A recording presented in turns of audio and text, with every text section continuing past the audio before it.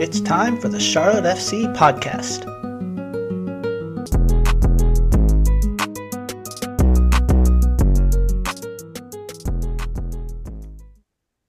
All right. Well, welcome to the Charlotte FC podcast. This is Nick Finelli, and today we are really lucky to have Steve Cangialosi, who's doing the match on Decision Day, Charlotte FC and Philadelphia Union at Bank of America Stadium, 6 p.m. on MLS Season Pass. Steve, you're working along, of course, with Danny Higginbotham, who you two together are just iconic because I think of you and your voice and just that ebb and flow. Not many people understand how soccer, especially American soccer, and just having that voice that understands the flow. And you've done hockey before, and that's kind of the similar game. Like, it just never stops, but you got to paint the picture. You've got to let the audience know what's happening in a kind of controlled way. So I always appreciate your work. And then Danny, I hear nothing but great things about him being one of the people that all the other MLS guys look at and say, how would Danny have done this? How would he have approached the game? How would he have thought of it? So you guys are outstanding, and I'm so glad you guys get to do this match. Welcome. Well, thank you very much. That's very kind. Look, I'm lucky. I work with not only one of the best analysts in the country, I work with one of the best analysts in the world.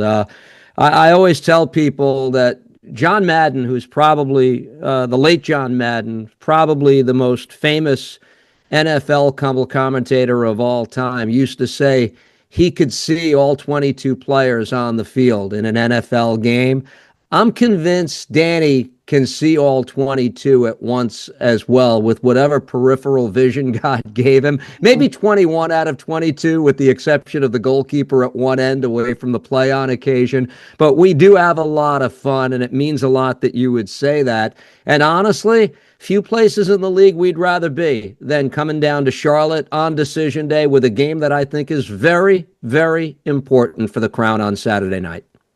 Yeah, I was kind of hoping it would be a little more important for Philadelphia, as they already secured the supporter shields, because they would have had a different kind of mojo to play for, and it might have been a much different match. So how do you see this coming now, knowing that Philadelphia has some wiggle room here, and Charlotte really has a must-win to get that top four spot?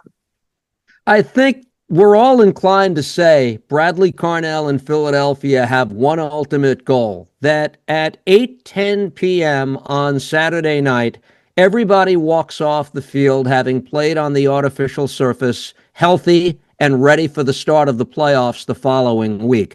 I've known Bradley Carnell a little bit longer than most. I work on a different curve with him, if I may say that, because he was an assistant coach with the New York Red Bulls when I used to call their games in New York on the MSG network, and I got to know him pretty well from that time. He was an interim head coach, and he's been a very good, respected head coach for the longest time.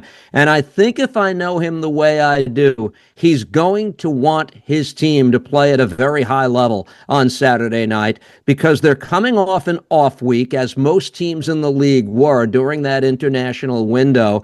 And I think we've seen this on more than one occasion, where a team goes with a gap between games. They're not fine-tuned. We saw this happen with the New England Revolution a couple of years ago, when Bruce Arena had a first-place team and they got knocked out after the long wait in the first round of the playoffs. And I think momentum counts for a lot. So I think the Union, even though they have the shield wrapped up, will play this to win it. And Nick, as far as the importance of the game goes, to me, it's a game that I think Charlotte has to win, because I don't know that they're going to get help from Seattle in the early game against New York City. Seattle's locked into the 5 seed in the West. They can't move up or down. That's a long trip for them. If you're asking me, there's a lot to play for Charlotte on Saturday night. If they don't win, I don't think they finish top 4. That's my opinion. Yeah, it's going to be hard, because you have to depend on New York and the Nashville game against Inter Miami. And yes, they both could lose, but then ties and other things change it. But, you know, when you have something in your own hands and you have that's the playoff pressure anyway, win and go home type atmosphere. This is a good practice for them. The way I see it is they need to show they can play the best against the best.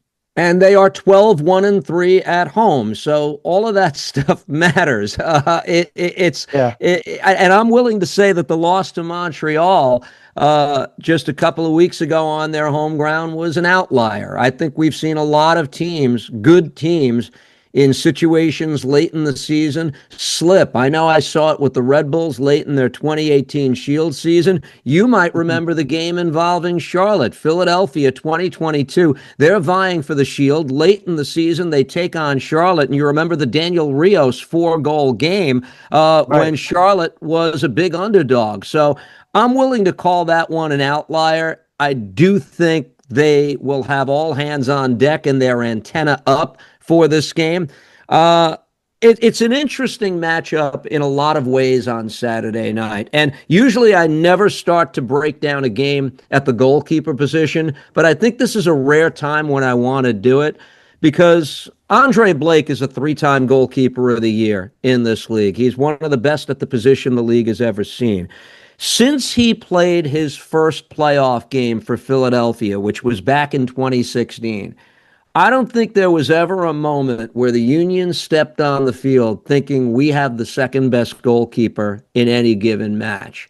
But I Mhm. think you look at the way Christian Kalina has performed this season, and if you're going to do this fairly, it's Kalina who checks that box and gives Charlotte that advantage in goal. I don't know that he's going to win a second straight goalkeeper of the year award. He might not. I'll be surprised if he's not a finalist.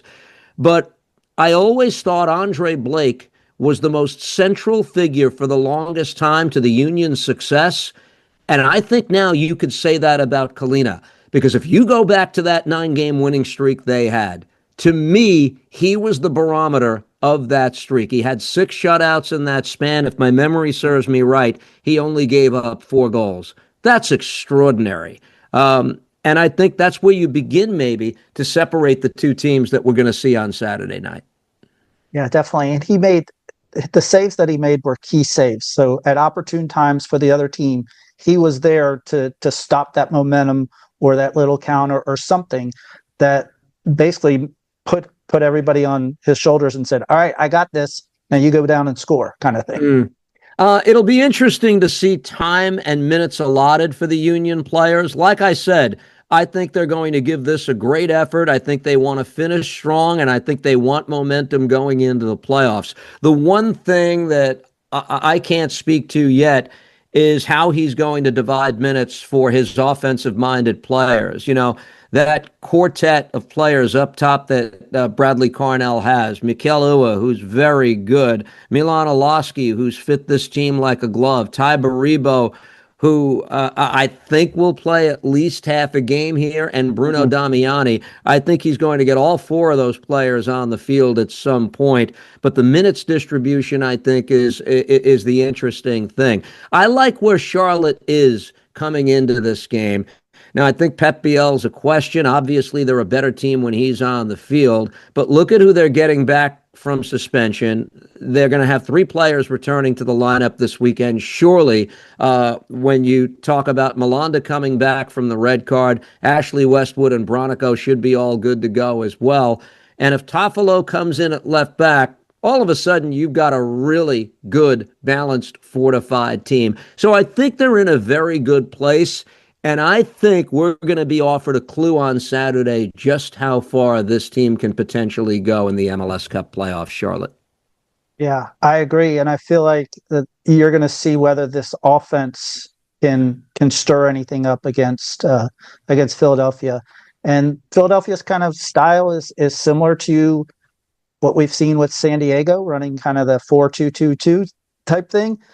And one of Charlotte's best games this year was against San Diego at home. So will they have that offensive power and thing they have there even without Pep? We'll see. But like you said, I think it's going to be a good test to see how far they can run against this type of competition.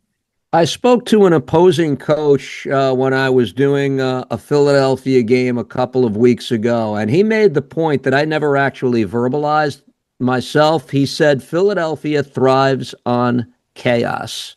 They want the game to be ugly. They want the game to be physical. They want consistently challenged fouls against the opponent. And I asked that particular coach whether or not he felt his team could calm down the game when necessary. He said, absolutely. And it never really manifested itself that night. Mhm. Philadelphia won a 1-0 game. I'm talking about New York City and Pascal Janssen, and it's the same night that the Philadelphia Union celebrated the Shield. Nobody expected this Mhm. in Chester, Pennsylvania this year. I think just any kind of winning, respectable season would have been a launching pad after Jim Curtin was unexpectedly dismissed, but they knew what they wanted. They knew what kind of coach to target, one who would play that high pressing, Red Bull oriented system, and again, drive that chaos that we saw a little bit under Jim Curtin as well. They Right. deserve everything that they got in the regular season. I still think there's that thought out there in MLS, though, by and large, that there are better, more sexier teams that are going to be there at the end. And I think Philly will go into this postseason with a real chip on its shoulder, beginning that weekend of the 25th and 26th.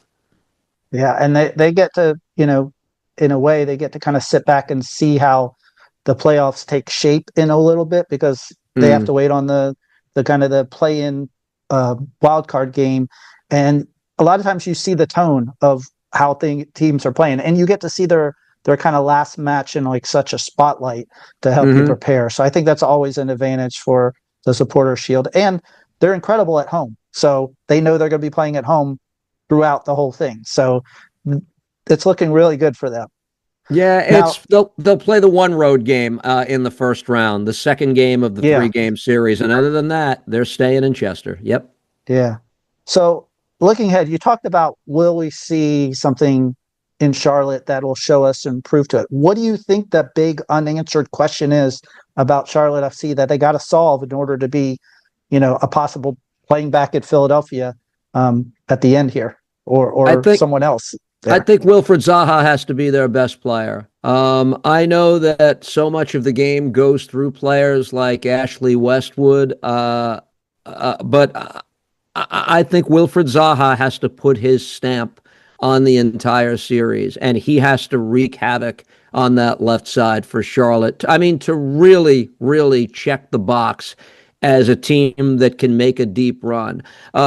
Depth is a very important thing. And I've seen certain teams throughout MLS lose key players down the stretch, and that's going to hurt. Like I'll use the Union again, Quinn Sullivan, Mhm. ACL. That's a bad one because I think at some point, every time in these MLS Cup playoffs, Nick, it becomes a war of attrition at some stage where you're going to find yourself in a 120-minute game, and you are going to need every available player. And I think Charlotte goes, I guess the best way I could say this, they'll go quality three depth deep on the bench. And I think that's a very important thing that even some of the best teams in MLS, I'm not sure they can say. LAFC is getting a lot of headlines right now because of the 2 guys up front, Buanga and Son, who've been incredible Mhm. together. I'm not sure, though, that I would look at a team like Charlotte, players 1 through 14, 1 through 15, as an inferior side. And to me, that counts for a lot in these games. I am interested to see what the postseason will be like for Toklamati, the first time for him. Yeah. And the fact that this team has scored more goals in a regular season than it ever has, and he became a big part of that, taking over when Ajiman departed in midseason. It's a Mhm. different animal, though. Even Javier Mascherano in Miami, I was asking him a couple of days ago, what are the playoffs like? You've never been through this. What? He goes, yeah, it's simple. One misstep in your season is done. So that's a pressure that some of the people in this tournament, and Toklamati is one that comes to mind, that is going to be experienced for the first time. How do you Mhm. handle that 78th minute when you're down a goal and your season is on the line? Can you still do the things that you were able to do match day 33 when the whole thing wasn't, at risk of coming to an end. That's the magic of the playoffs. And what I Right. found are, the cool cucumbers, the guys who are not afraid of the moment, are the ones who generally thrive. And sometimes that's really hard to predict. Miami wasn't supposed to go out last year when they did, but sure Mhm. enough, it was one round and out. Yeah. It is interesting. And you talk about Zaha. The last five matches, he's had 29 fouls suffered. Out of those Mm. 29 fouls, there were, I believe, 10 cards given. So almost a third of the times he's fouled. So he's getting that attention not only from the other teams, but does those fouls, do they result in scoring plays? Do they result in things? Because while he's drawing that attention, can he either score or by doing that allow other people to be open? I think that's And where he's been special. it's an excellent point that you bring up. You're talking about the most fouled player in Premier League history, and that trend has continued here as he comes to the United States.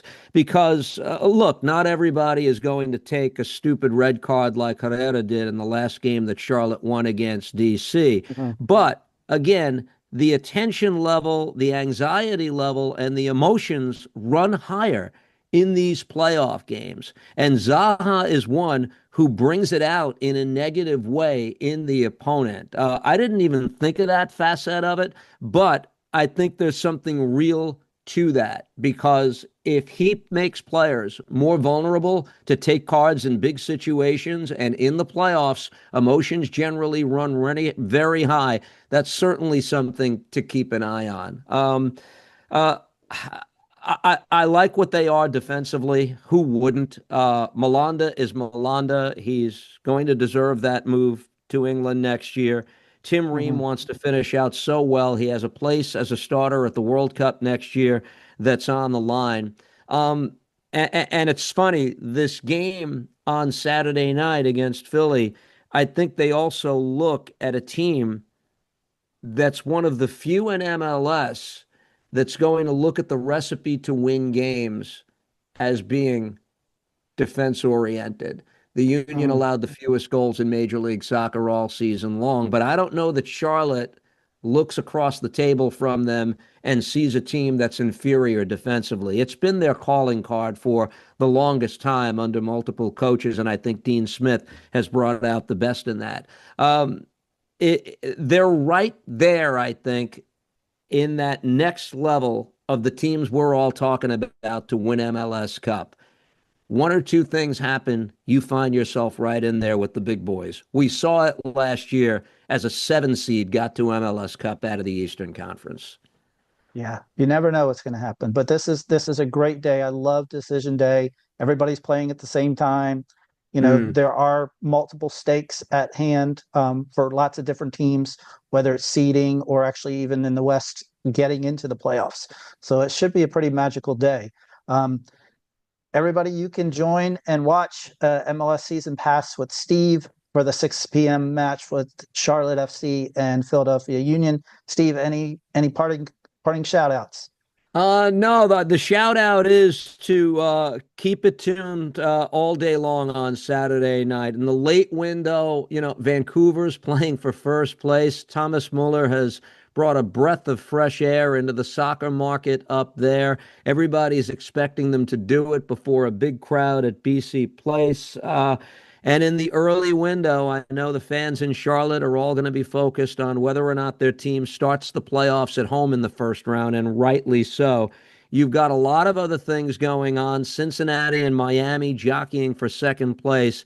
And the only other thing I'll add, it's a shame that a sidebar to that early window in the East is the final game Brad Guzan's ever going to play as a professional in a game between Atlanta and DC United with no playoff implications. I am Right. 99% sure they will give him the start in that game as well. Yeah. Yeah. And like you said, Nashville plays Inter Miami, FC Cincinnati's against Montreal. Um, and in your former team that you announced for the Red Bulls, they're playing the Crew, but it matters to the Crew because they could move up some spots. So it's unfortunate for the Red Bulls. I think it's the first time in 16, 17 years, yeah. they've missed the playoffs. So that's kind of amazing too to think about this season. Yeah, So. and it was, I have the date off the top of my head, I believe. I believe it was October 24th, 2009, up until the last couple of weeks, the last time they played a game with no postseason implications whatsoever. That's a long time. I called a lot of those games and was kind of blessed to go so long without calling a meaningless one that didn't mean something, but that's where they are now. Well, you got a great one this weekend, and we'll look forward to listening to you and watching the match. Thanks a lot. Thanks for having me, Nick. Take care. Enjoy it. Thanks. Again, thanks for listening to another episode of the Charlotte FC podcast, where we bring you the fascinating people who work for and around Charlotte FC and the world of football. The Charlotte FC podcast is edited and produced by me, Nick Finelli, and Eli Finelli. Please help us out and share this episode with others. 5 stars, and follow CLTFC Podcast on Instagram, X, and YouTube. Until next time, enjoy the day.